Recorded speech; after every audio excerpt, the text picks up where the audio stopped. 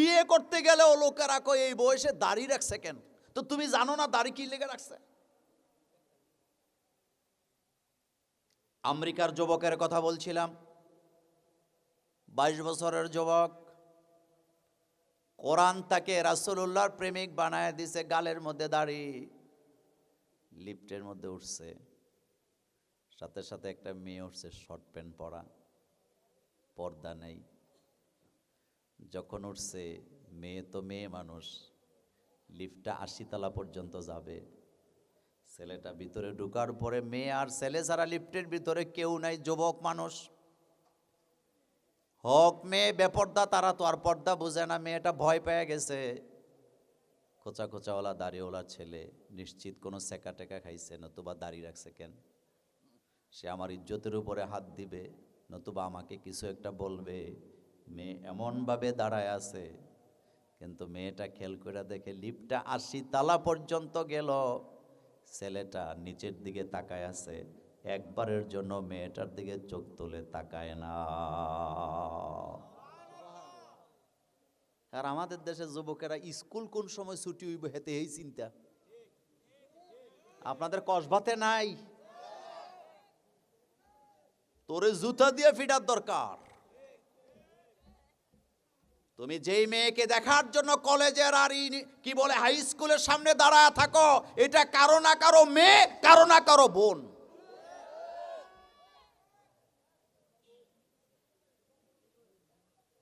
Lift 80 তলার উপরে চলে গেছে, একবারও ছেলেটা তাকায় নাই।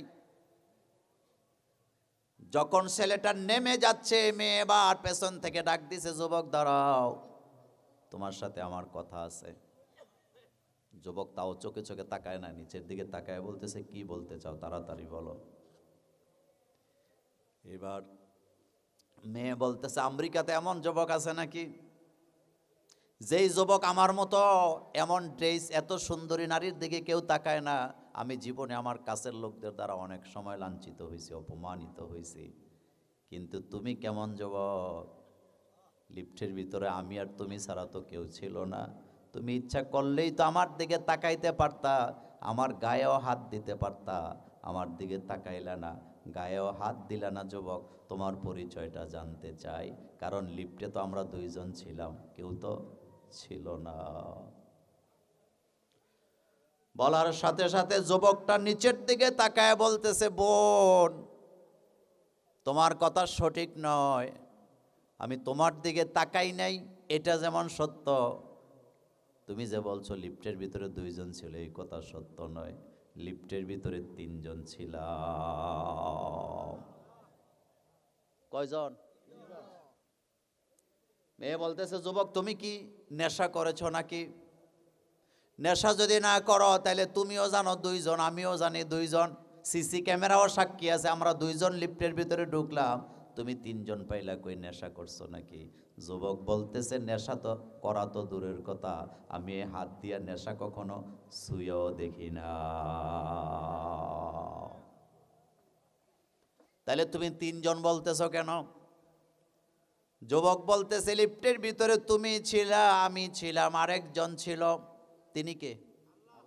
তাও তো কয় না, তিনি কে?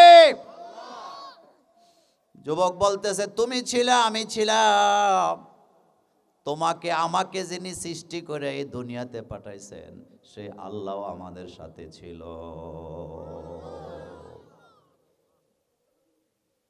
গুগলে ঢুকলে ঘটনাটা পাবা।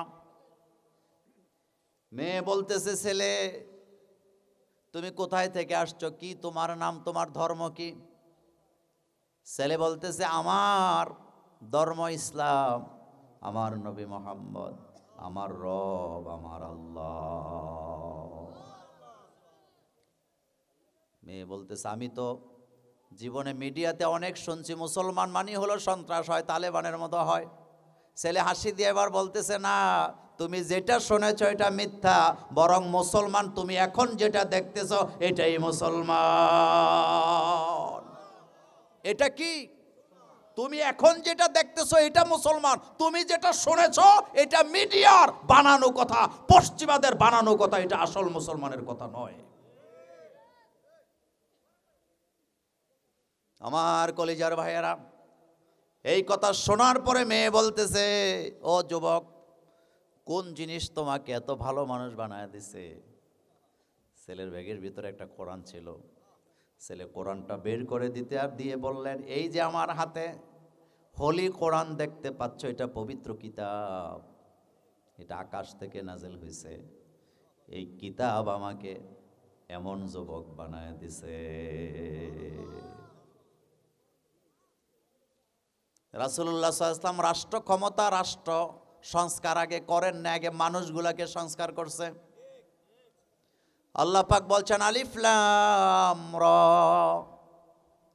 কিতাবুন আনজালনাহু ইলাইকা লিতুখরিজান নাসা মিনাজ যুলুমাতি ইলান নূর। নবী গো, আপনার উপরে কিতাব নাজিল করেছি, কোরআন নাজিল করেছি, যাতে করে মানব মণ্ডলীকে অন্ধকার থেকে আলোর পথ দেখাতে পারেন। ইউনিয়ন কাউন্সিল থেকে শুরু করে সচিবালয় পর্যন্ত জায়গায় জায়গায় দুর্নীতিবাজ ঘুষখোরকে বানায়া কখনো দেশকে সংস্কার করা যায় না, বরং ঘুষখোরদেরকে শাস্তি দেওয়ার দরকার আছে না না?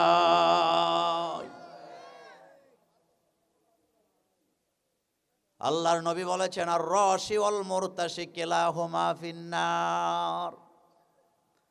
যারা ঘুষ খায়, যারা ঘুষ দেয়, দুই দলই জাহান্নামে যাবে।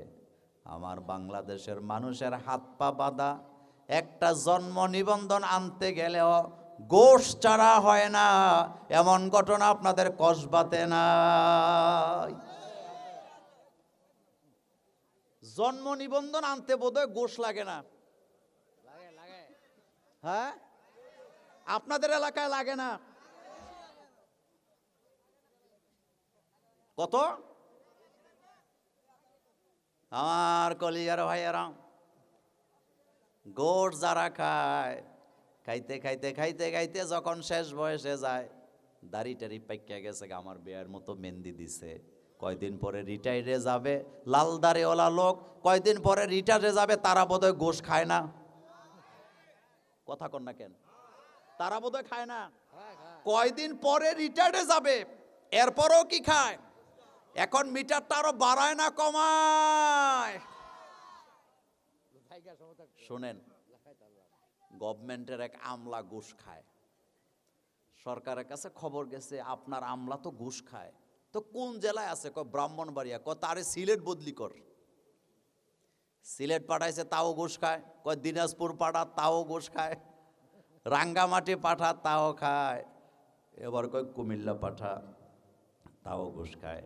সরকারের কাছে খবর গেছে, আমলা তো জেনে যায় হেনে ঘুষ খায়। সরকার কয়, তে যেহেতু ডিউটি করলে ঘুষ খায়, তার ডিউটি বন্ধ, বুড়িগঙ্গা নদীর পারে বসায় রাখছে আর একটা দিয়া, সে শুধু ডেউ গণবে, তার কোনো কাম কাজ নাই। মনোযোগ আছে আপনাদের? বুড়িগঙ্গা নদীর পারে চেয়ার একটা দিয়া বসাইছে, হাতে 2 ঘন্টা যাবত চিন্তা করতেছে ঘুষ কেমনে খাওয়া যায়। হঠাৎ তাকায়া দেখে বুড়িগঙ্গা নদীর ভিতরে মালবাহী নৌকা টলার আছে না না? হেতে কই এত বড় গোল্ডেন অপরচুনিটি রে। হেতে নদীর ওই পারে একটা খোটা গেছে, এই পারে আরেকটা, ওই পারে আর এই পারে রশি একটা লাগাইছে। কি লাগাইছে? রশি। যখন রশি লাগাইছে, 2 দিকে নৌকা সব আটকাই গেছে। নৌকাওয়ালারা কয়, বেটা রশি খুলো, আমরা মালবাহী নৌকা নিয়ে চলি, এক জেলা থেকে আরেক জেলায় মাল নিয়ে যাই, মানুষের ক্ষতি হবে, তরকারি পচে যাবে, বেটা রশি খুলো। কয় ফাজলামি করো, রশি খোলা হবে না, আমি সরকারি লোক। আমি কি লোক? আমি সরকারি লোক। আমাকে সরকার দায়িত্ব দিছে ডেউগনার, তোরা আইলে গেলে আমার ডেউগনতে সমস্যা হয়। এখন যেই নৌকা 500 টাকা দেয়, 200 দেয়, হেডারে সাইরা দেয়। গোশ এখন বাড়ছে না কমছে? সরকারের কাছে খবর গেছে, আপনার আমলা তো বুড়িগঙ্গা নদীতেও গোশ খায়। কই এনে গোশ আইলো কেমনে? কই এমনি এমনি বানায় তুইছে। সুতরাং মানুষের খাসলত বড় ভয়ানক। কথা কি ঠিক বললাম? মক্কার কোরাইশ বংশের লোকেরা, কোরাইশের নেতারা, আবু জাহিলরা, আবু লাহাবরা রাসূলের দরবারে যায় বললেন, মুহাম্মদ সাল্লাল্লাহু আলাইহি ওয়াসাল্লাম, তুমি যদি রাষ্ট্র চাও রাষ্ট্র দেব, বাড়ি চাইলে বাড়ি দিব, সুন্দরী নারী চাইলে তাও দেওয়া হবে, কিন্তু এক আল্লাহর একাত্মবাদের ঘোষণাটা বন্ধ করে দাও, কোরআনের দাওয়াত দেওয়া বন্ধ করো। রাসূল ডাইরেক্ট জানায় দিলেন, আমি রাষ্ট্র ক্ষমতা চাই না, বাড়িও চাই না, আমি লোক তৈরি করতে এসেছি। আল্লাহর নবী ওমরের মতো, আবু বকরের মতো, উসমানের মতো লোক তৈরি করলেন। আমি আপনাদের কাছে জানতে চাই, রাসূলুল্লাহ যাদেরকে তৈরি করলেন তাদের মধ্যে কি দুর্নীতি ছিল, চুরি ছিল? সোনার মানুষ তৈরি করলেন মুহাম্মাদুর রাসূলুল্লাহ সাল্লাল্লাহু আলাইহি ওয়াসাল্লাম। কেমন মানুষ তৈরি করলেন? হযরতে সুমাইয়া ইসলামের প্রথম শহীদ, কৃতদাসী ছিলেন। কি ছিলেন? কৃতদাস। মানুষের বাড়িতে যাদের কোনো মূল্য নাই। প্রতিদিন অত্যাচার হয়, সকালে অত্যাচার, বিকালে অত্যাচার হয়।